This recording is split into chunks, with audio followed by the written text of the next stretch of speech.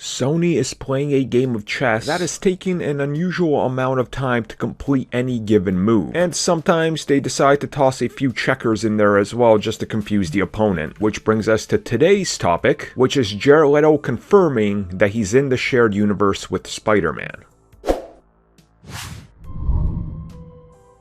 It feels like we're once again at the time leading up to the release of Venom, where anytime they would ask them, hey, is Tom Holland in the Venom movie? Is it a shared universe? You would just have somebody smirking over there going, we can confirm Tom is in the movie. Hardy. Well, we've known for a while that Sony is setting up their MCU adjacent MCU style universe that's part of the MCU quite clearly, but we don't know to what extent. And we see everything that's happening with the third Spider-Man film, the set reports, the casting reports, the confirmations, the denial. So there's definitely more at play here than most of us understand. So recently, when presenting the brand new trailer for Japanese audiences for Morbius, which is more or less the same trailer, just slightly recut, Jared Leto did confirm that he is part of Spidey's MCU journey / Spider-Man's live action expanding universe, which we know all that involves Spider-Man, Tom Holland's version of Spider-Man,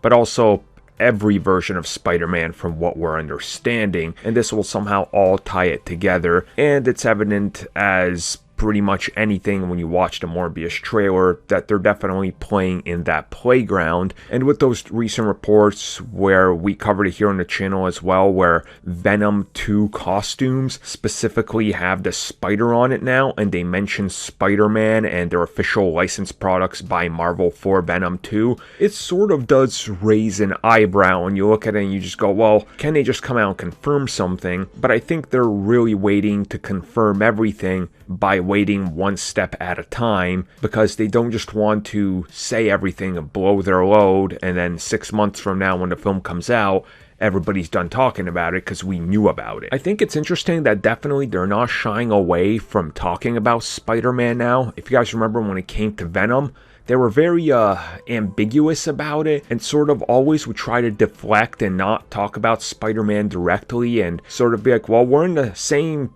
ballpark, but we're in the grandstands and he's on the other side in the bleachers, maybe covered underneath a tarp. I mean, if we just look at how they're approaching it this time, they're definitely more open to talking about it and saying it. I mean, it wasn't even too long ago when they said, oh, you're definitely going to see Venom and Spider-Man come face to face down the road. I mean, right, that's a tonal change from, oh, we don't know, Spider-Man might exist, we can't say yes or no. And this goes all the way back to that dispute they had with Marvel Studios, but that's something we've covered here, you guys know about. And I think things are clearly lining up for the fact that we're going to see everything multiverse together. It's just a matter of waiting to see it confirmed.